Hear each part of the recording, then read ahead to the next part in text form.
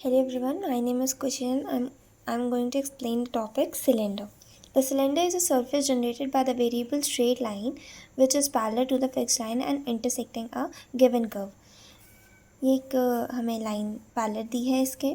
अब ये जब ये रोटेट करेगी तो ये कुछ ऐसा शेप बनाएगी। तो ये लाइन जो कहलाएगी ये जनरेटर होगी, ये एक्सिस होगी जो कि फिक्स्ड होगी, और ये जो कर्व हमारा बनेगा ये हो जाएगा गाइडिंग कर्व। हम लोग इसकी डेफिनेशन देख लेते हैं। The line which generate the surface of a cylinder is called generator. Axis, the fixed straight line is called axis. Guiding curve, the curve with generator intersect. Now the equation of cylinder. The equation of cylinder whose generator are parallel to the line this and base is conic this. Now हमें एक cylinder दिया है, उसके एक parallel एक कोई line है जिसकी इक्वेशन है x by L Y by M equals to Z by N.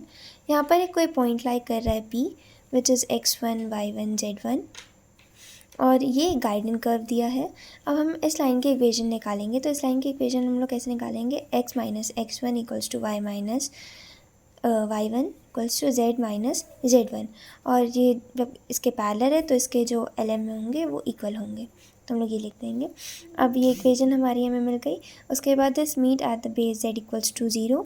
यहाँ पर z हमने 0 पुट किया तो x y z के हम लोग ऐसे वैल्यू मिल जाएगी हमको, और फिर जो वैल्यू मिल जाएगी x y z की वो हम इस इक्वेशन में जो गाइडिंग कर्व की हमें इक्वेशन दी गई है हम इसमें पुट कर देंगे, तो हमें इक्वेशन ऑफ द सिलेंडर मिल जाएगी, जो कि हमने आगे ऐसे किया। Now what is a right circular cylinder?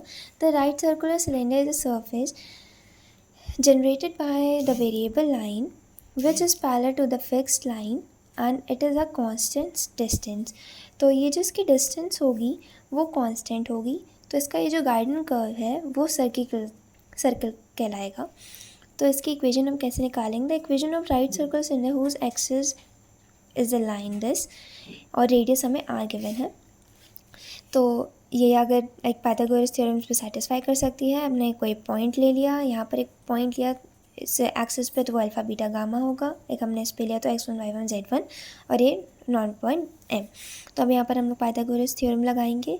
अब हम लोग AP की वैल्यू निकालेंगे डिस्टेंस फार्मूला लगा के, x minus alpha square plus y minus beta square z minus gamma square का अंडर रूट। फिर PM जो होगा हमारा ये r है, ये फिक्स डिस्टेंस होती है, और AM हम लोग ऐसे निकालेंगे। फिर हम इनको इसी इक्वेशन में पुट कर देंगे तो हमें equation of the right circular cylinder मिल जाएगी।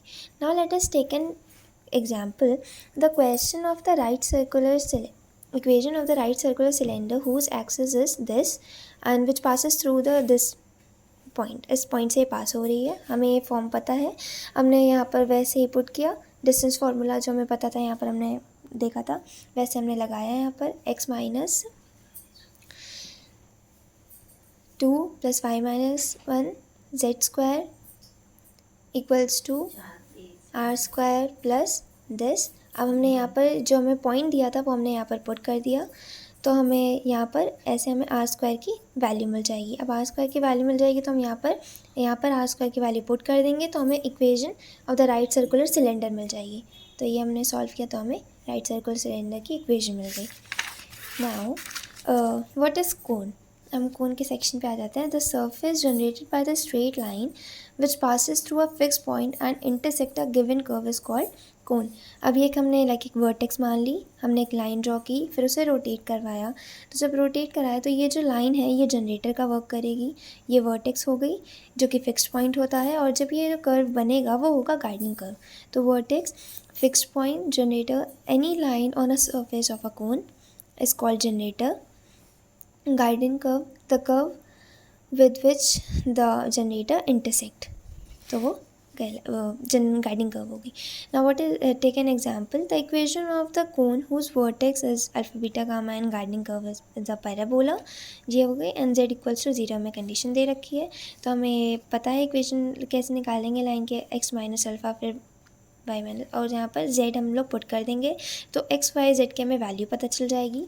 अब हम उसमें इक्वेशन में पुट कर देंगे ये। अब हम लोग इस इक्वेशन में पुट कर देंगे, पैराबोला की इक्वेशन थी ये, ऐसे क्वेश्चन सॉल्व हो जाएगा। बाकी हमने ऐसे पुट किया, वैल्यूज़ पुट की, तो हमें इक्वेशन ऑफ द कोन मिल जाएगी।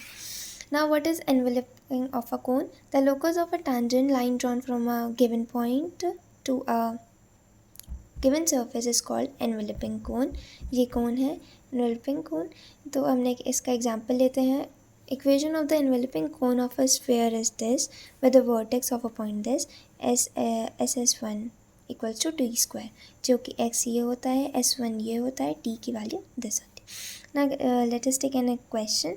The enveloping cone of the sphere is this with its vertex. इसकी vertex ये दी है, तो हमें S जो है वो हमें ये दिया है, S1 जो है वो 1 है, क्योंकि जब हम वैल्यू पुट करेंगे तो ये 1 देगा।